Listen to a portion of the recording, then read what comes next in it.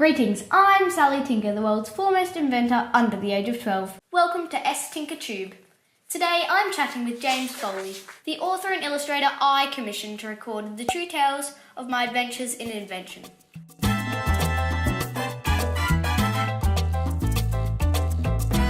So James, where do you get your story ideas from?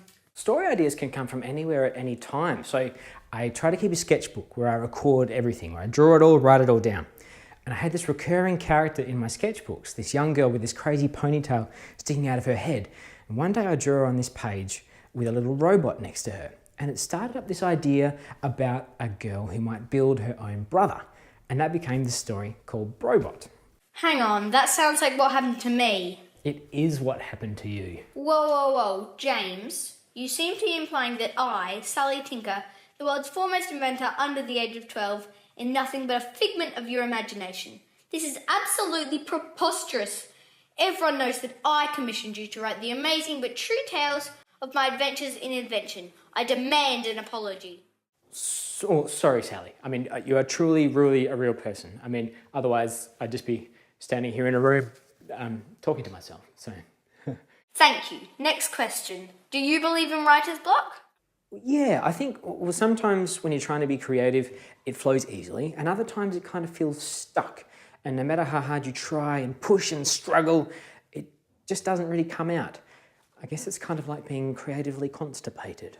So what advice do you have for kids when they get stuck? I think it's important not to try and force it too hard, because then you might do yourself some mischief.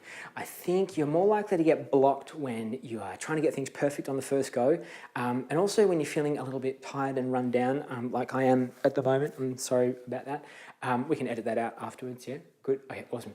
And I think it's really important to remember that drafts are only drafts, yeah?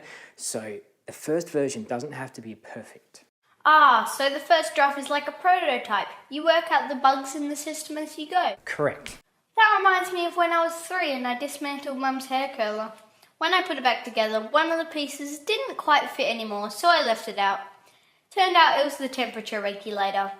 That experience taught me 2 things. 1, hair is very flammable, and 2, always make sure all the pieces fit. Hang on. Sally, you fixed my nose hair trimmer this morning. Did you make sure all the pieces fit back together properly? Of course, at least I'm pretty sure I did. It'll be fine. Anyway, if worst comes to worst, I've got the hospital on speed dial.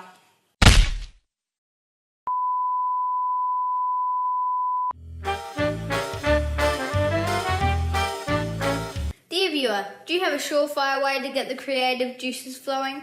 What always seems to inspire you? Let us know in the comments. And if you have any questions for James or for me, Sally Tinker, write them in the comments too.